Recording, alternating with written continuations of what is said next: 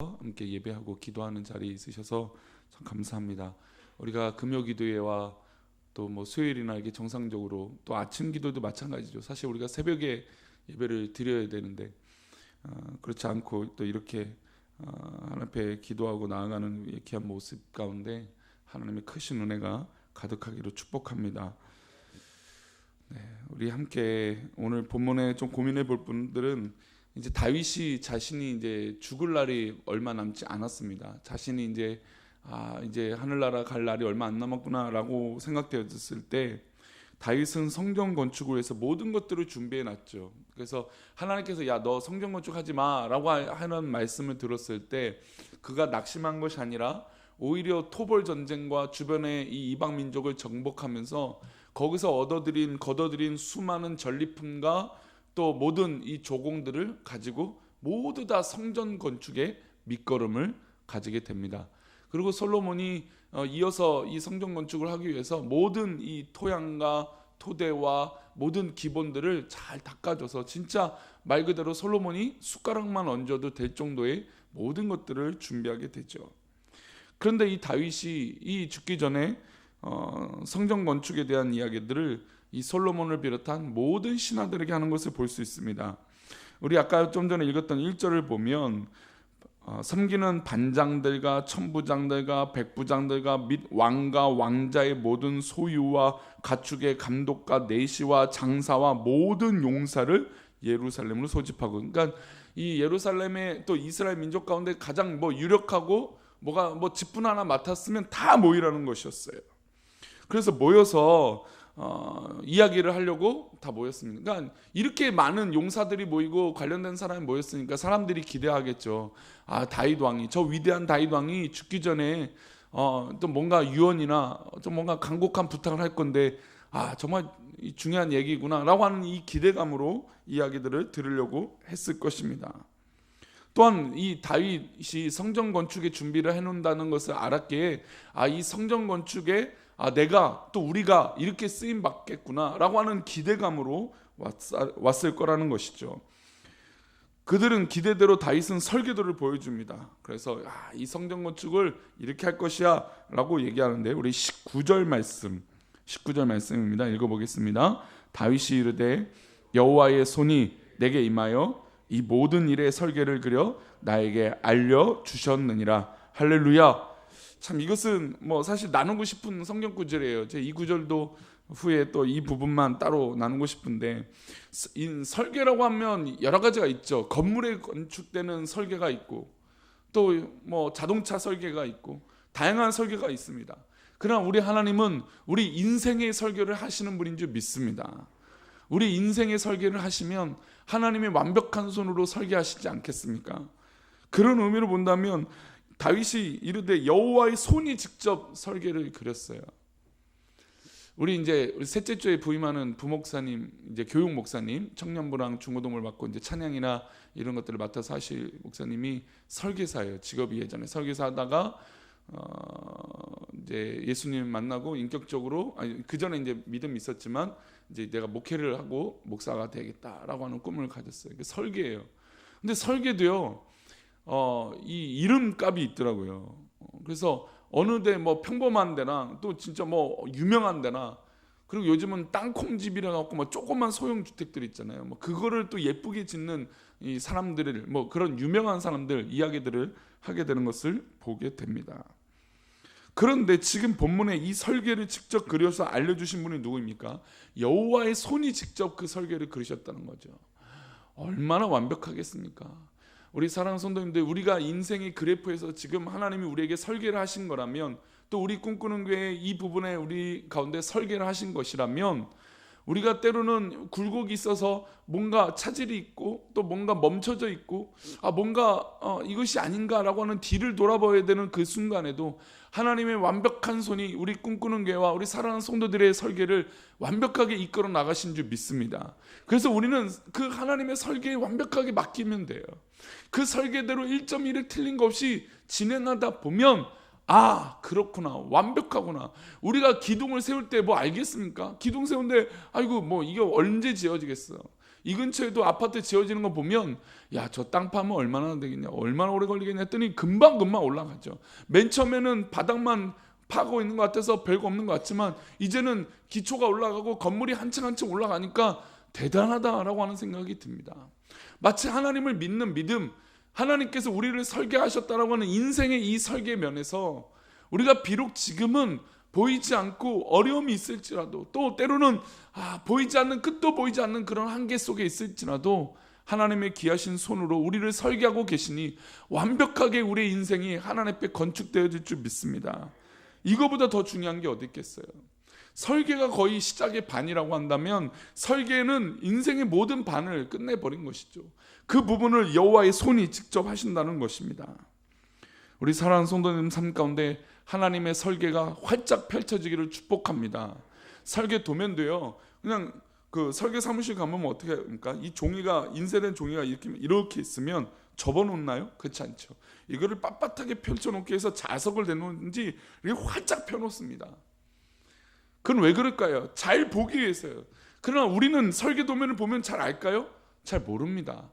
요즘같이 시방서라고 해서 이 설계 도면을 층층마다 이 책으로 만들어서 나옵니다. 그러면 이걸 보면 뭐 방은 어디로 가고 길은 어디로 가고 뭐 대략적인 걸 알죠. 그러나 우리가 이것을 본다고 콘센트가 어디 꼽히고 또 전선은 어디 벽 안에 들어가고 보온재라든지 뭐 방음재라든지 뭐 이런 수많은 재료들이 어떻게 어디로 들어가는지, 또 계단은 어느 각도인지 우리는 잘 알 수 없어요. 그러나 하나님은 우리를 향해서 완벽하게 설계도를 활짝 펼쳐놓으시고 하나님의 관점으로 보고 계신다는 것입니다.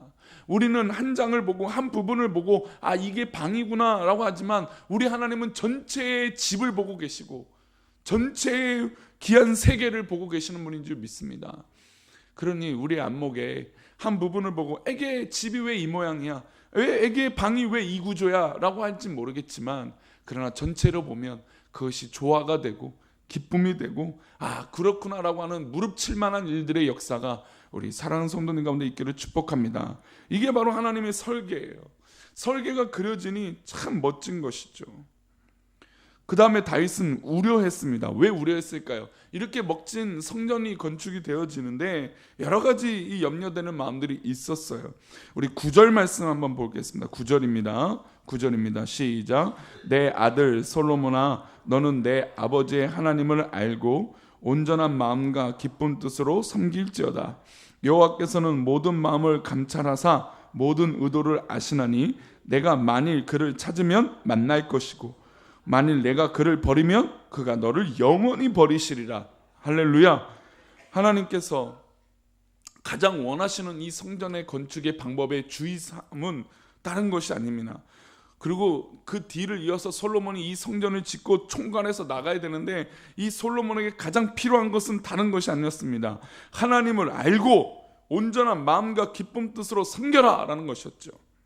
그러면 여호와께서 모든 마음을 감찰하사 우리의 모든 의도를 알고 계시기 때문에 우리가 그냥 적당히, 아니면 반쯤, 아니면 설렁설렁, 아니면 뭐 적당히 타협하는 그런 것이 아니라 우리의 모든 전적인 마음을 아시기에, 그것을 감찰하고 계시기에 기쁨의 뜻으로 온전하게 하나님 앞에 섬기라는 것입니다. 그리고 이렇게 또 조건을 달죠. 내가 만일 하나님을 찾으면 하나님이 너를 만날 것이고, 하나님 앞에 너가 버리면 너가 하나님을 버리면 하나님께서 너를 영원히 버리시겠다는 거죠. 그래서 제가 누누이 자주 말씀드린 것 중에 하나가, 믿는 사람이었던 사람이 하나님을 저버리는 게 더 무서운 것이다. 차라리 어차피 믿지 않는 사람들이야 지옥의 문을 향해서 걸어가고 있는데, 제대로 믿지 않는 사람은 영원히 버리신다 그랬어요. 영원히. 믿었다가 하나님을 따르다가 믿지 않는다. 이게 참혹한 것이죠. 이게 얼마나 더 불행하고 불쌍한 사람입니까? 그를 찾으면 만난다고 했어요. 우리 성도님들 포기하지 마시고 하나님을 찾아하시길 바랍니다. 찾으시기를 축복합니다. 하나님을 찾고 또 찾으면 하나님이 이 아침에도 만나주시고, 책상 위에서도 만나주시고, 운전대에서도 만나주시고, 어디 있든지 우리 하나님 만나주신 줄 믿습니다. 문제는 우리가 하나님을 찾느냐 이거예요. 찾지 않으면 안 된다는 것입니다.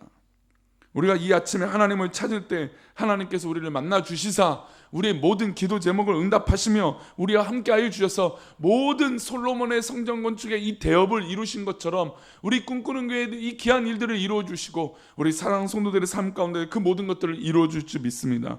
이게 놀라운 하나님의 이 성전 건축에 관련된 일이었잖아요.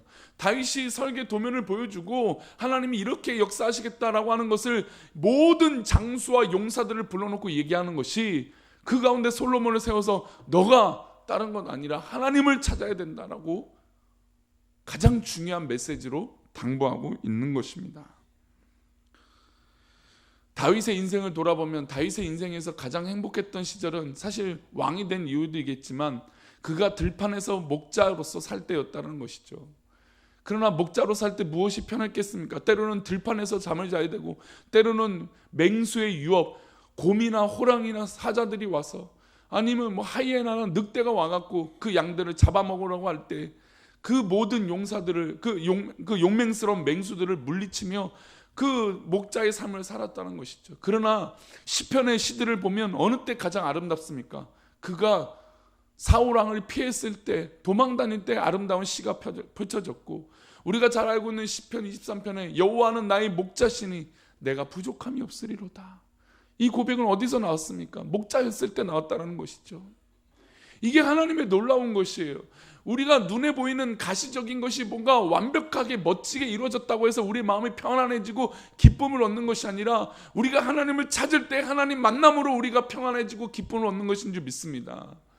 이게 놀라운 비결이고 은혜라는 것이죠. 그래서 이 목자의 마음을 알았던 다윗은 솔로몬에게 다른 것을 당부한 것이 아니라 너희 평생에 하나님을 찾고 하나님을 또 믿으면 하나님이 너를 찾으시겠다, 너를 만나 주시겠다라고 하는 약속의 말씀을 준 것입니다. 이 마지막 유언을 내리고 있는 다윗의 마지막 당부는 하나님 앞에 온전하게 서 있는 그것이었습니다. 우리 10절 말씀도 한번 읽어볼까요? 10절 말씀입니다. 읽어봅니다. 시작. 그런즉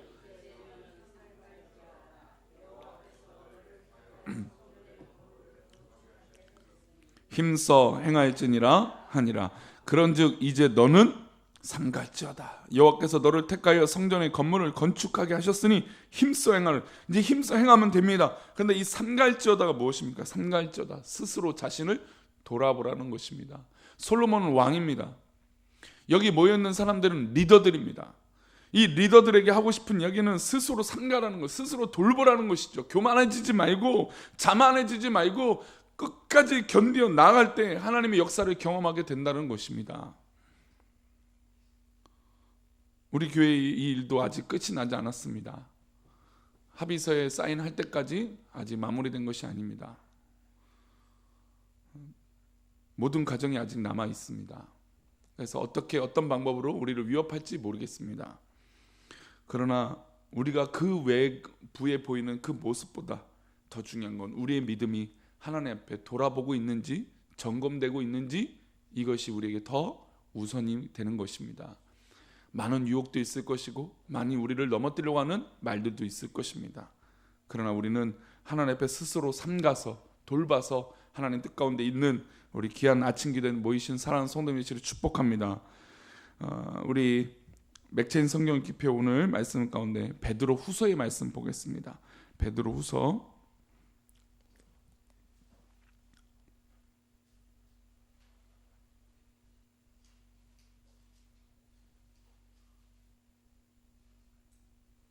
2장 20절입니다. 우리가 마지막 때를 살고 있어요. 지금 베드로후서는 마지막 때, 이 참혹한 때를 이야기를 하고 있습니다. 이 마지막 때에 어떻게 될까라고 하는 이야기예요. 우리 20절 말씀 먼저 보겠습니다. 시작. 만일 그들이 우리 주 대신 구주 예수 그리스도를 알므로 세상의 더러움을 피한 후에 다시 구중에 얽매이고 지면 그 낮은 형편이 처음보다 더 심하다. 하나님을 찾으면 하나님 만나 주시는데 하나님을 버리면 영원히 버린다. 버리움을 받게 된다. 그 중에 얽매이고 지면 그 나중 형편이 처음보다 더 심해진다. 마지막 때가 이렇다는 것이죠. 만일 그들이 우리 주 대신 구주 예수 그리스도를 알므로 세상의 더러움을 피해야 돼요. 이게 우리의 사명입니다. 세상의 더러움을 깨끗하게 하기도 하지만 피하기도 하는 것이에요. 더러움에 타협할 수 없습니다. 우리 신앙이 그렇죠. 우리 21절인데요. 21절, 22절 두 절 말씀 읽어봅니다. 시작. 의의 도를 안 후에 받은 거룩한 명령을 저버리는 것보다 알지 못하는 것이 도리어 그들에게 나으니라. 참된 속담에 이르기를 개가 그 토하였던 것에 돌아가고 돼지가 씻었다가 더러운 구덩이에 도로 누웠다 하는 말이 그들에게 응하였도다. 도리어 그들에게 낫다라는 건 무엇입니까? 차라리 알지 못하는 게 나아요. 그러나 우리는 믿음을 알고 있고 하나님에 대해서 알고 있는 사람입니다. 그러면 우리가 철저히 우리를 삼가고 돌아봐서 거룩한 명령을 하나님 그 뜻 안에 살아가도록 힘써야 된다는 것이죠. 그렇지 않으면 우리의 본성이 약하게 하나님 앞에 제약하는데 떠나 있기에 개가 그 토했던 것에 돌아가고 돼지가 그 씻었던 더러운 구덩이에 다시 돌아가는 것처럼 그런 영적인 그런 삶을 우리가 살게 되어진다는 것이죠. 우리는 돌아갈 길이 없는 사람들입니다. 우리 교회도 역시 돌아갈 길이 없는 사람이에요. 우리는 오직 하나님만 바라보고 나아가야 될 사람인 줄 믿습니다. 그러니 염려와 두려움에 빠져서 자꾸 뒤를 돌아봐 우리가 뱉어놨던 것들을 돌이켜 삼키는 것이 아니라 이제는 전적으로 하나님을 신뢰하고 하나님만 바라보고 나아갈 때 그 목표를 설정하고 달려갈 때 하나님의 크신 설계도로 완성해 줄 줄 믿습니다. 사랑하는 성도님들, 목표를 가지시고 목적을 가지시고 한번 힘써 달려가 보십시오. 그 순간 어려울 때 하나님 앞에 간구해 보십시오. 그러면 완벽하게 하나님께서 그 설계대로 우리들을 이끌어 주시고 인도해 주실 줄 믿습니다. 더러운 것을 돌아보지 마시고 우리가 토했던 과거들의 악한 모습에 돌아보지 마시고 전적으로 하나님을 향해 나아가고 뛰어갈 때 하나님께서 우리의 모든 길을 인도하여 주시고 붙들어 주실 줄 믿습니다. 사랑하는 성도님들, 또 우리 꿈꾸는 교회 식구들, 우리 성도님들 삶 가운데 자녀들이든 또 가족들이든 사업터든 직장터이든 충만한 열매가 맺어지기를 축복합니다. 하나님의 완벽한 설계로 우리 성도님들을 이끌어 주신 줄 믿사오니 그 순간마다 목표를 갖고 목적을 갖고 하나님 이루어 주옵소서라고 하나님을 찾으면 하나님 그 뜻 가운데 우리를 인도하여 주시고 붙들어 주실 줄 믿습니다. 낙심치 마십시오. 실망치 마시고 언제든지 하나님을 찾으면 하나님 만나 주실 줄 믿습니다. 기도하겠습니다. 하나님,